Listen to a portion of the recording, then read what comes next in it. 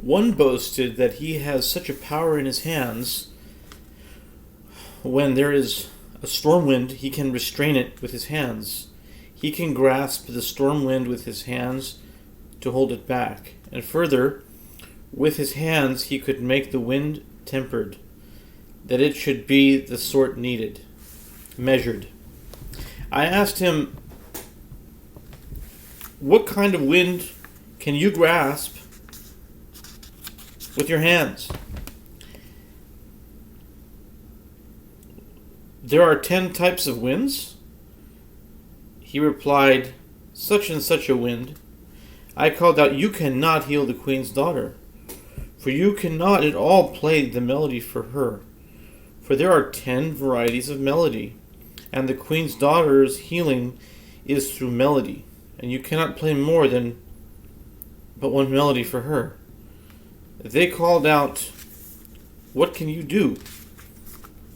He replied, I can do what you all cannot do. Namely, all the 9 parts of each thing that each one boasted of, which you cannot do, I can do. For there was a story. He tells the story. For one time, a king desired a queen's daughter, involving himself with executing schemes to capture her until the thing was attained. And he caught her. Then she was with him. One time the king dreamed that the queen's daughter stood over him and killed him. He awoke sharply, and the dream entered deep into his heart. He called all the dream interpreters, and they interpreted for him according to its simple meaning, that the dream would be fulfilled according to its simple meaning, that she would kill him. The king could not give himself any counsel what to do with her. To kill her would pain him. To send her away from him, this vexed him severely, for another man would take her.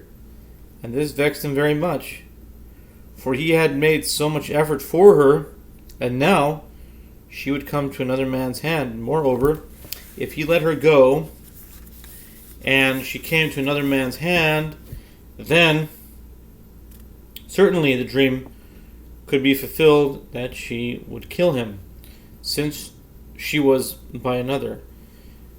To hold her fast by him, he feared because of the dream, lest she kill him. So the king did not know what to do with her.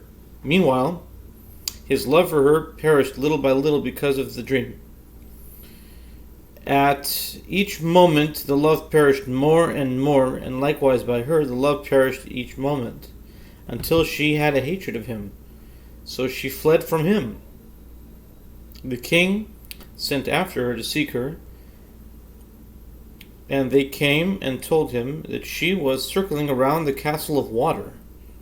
For there is a castle of water, and there are 10 walls there, one inside the other, and all 10 walls are completely of water. And also the ground in the castle on which to walk is also of water, and likewise the garden with its trees and their fruits are entirely of water. As for the beauty of the castle and the novelty of this castle, there is no need to discuss, for it is certainly a very wonderful novelty, for the whole castle is of water. Entering the castle is certainly impossible, for one would drown. For the whole castle is entirely of water. Now the queen's daughter, upon fleeing, reached the castle and was circling there around the castle. They told the king that she was circling there around the castle. The king and his soldiers went to catch her. When the queen's daughter saw this, she decided she would run into the castle, for she preferred to drown in water than the king capturing her, and she would be by him, and perhaps even still she would be saved, and she could gain entry into the castle of water. When the king saw this, that she was running into the water, he said, "If that is the case, well then," he ordered to shoot her. "If she dies, she dies." They shot her, and all 10 types of arrows that are smeared with 10 types of poison struck her.